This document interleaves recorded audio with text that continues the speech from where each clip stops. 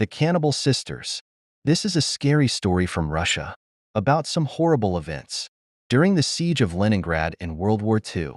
Today, the city of Leningrad is known as St. Petersburg. My grandfather came from Russia. He was born in Leningrad and lived there during World War II. When we were kids, he told us many stories about his own childhood. There was one story in particular that absolutely horrified me. He told it only once and refused to speak about it again, but he swore it was true. During World War II, in September 1941, the German army had surrounded the city of Leningrad and blocked off all the roads. Nobody could get in or out.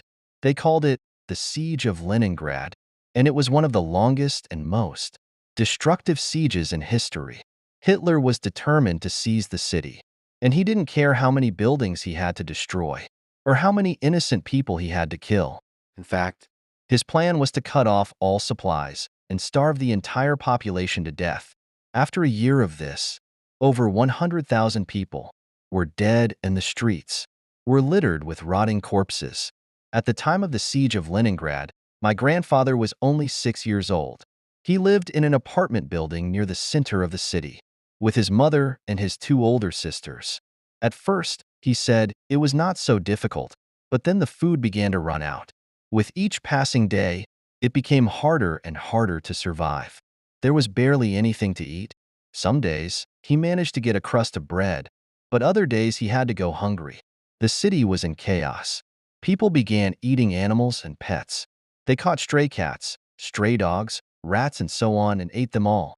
When there were no animals left, the cannibalism began.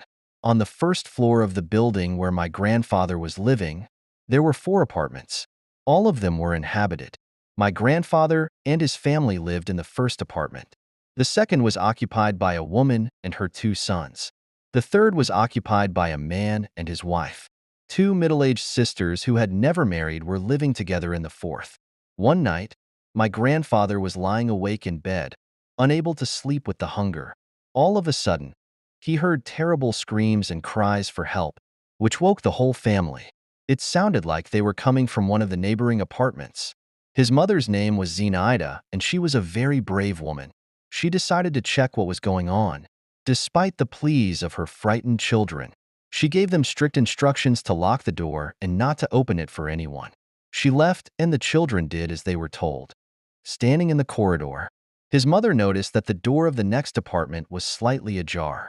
This one was occupied by a woman who had 2 young sons. Zinaida walked slowly to the door and cautiously peered inside. What she saw would haunt her for the rest of her life. Scared to death, she ran back to her own apartment and begged her children to let her back in. When my grandfather and his sisters opened the door, their mother burst in and slammed it shut behind her. She was out of breath and her face was pale. She got them to help her barricade the door, and only then would she tell them what she had seen.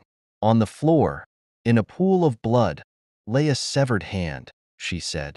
There was a sickening stench of blood, and from the depths of the apartment, I could hear disgusting chomping sounds. When they heard that, the older sisters became very upset. My grandfather was so terrified. He ran to the bedroom and hid under the bed. The next day, when his mother went out into the corridor again to take a look around, she saw that the door of the next apartment was firmly closed. Everything was deathly silent. After several weeks, the situation in the city improved a bit.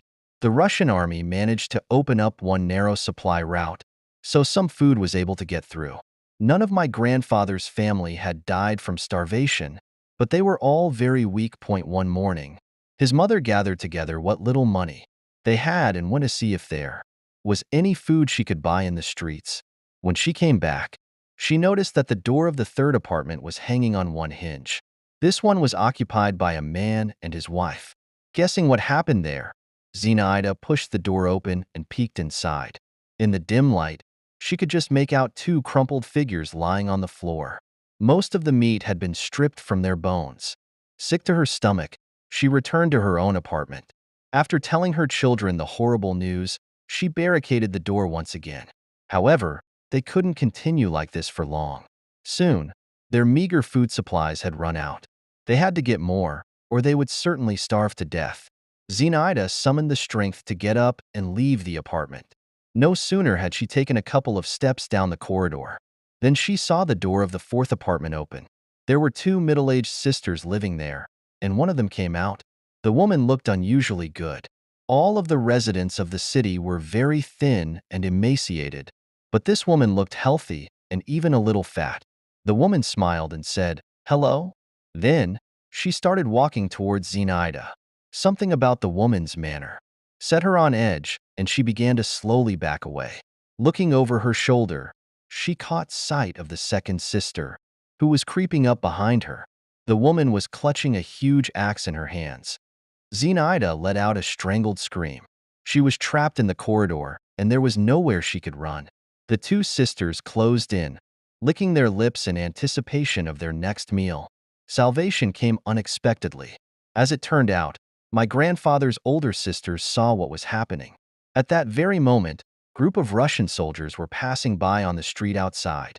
The children opened the window and called out to them, screaming and begging them to come to the rescue.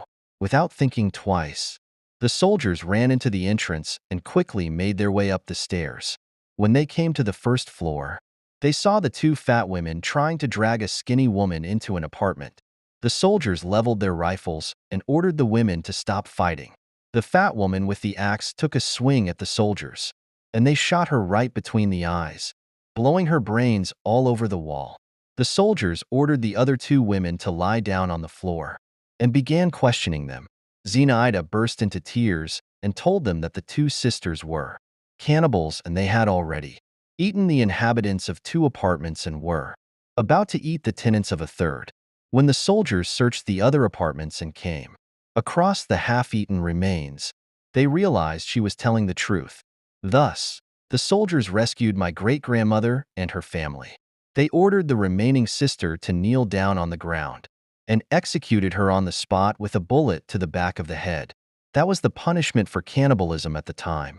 A year later, the Russian army managed to push the Germans back and the Siege of Leningrad ended.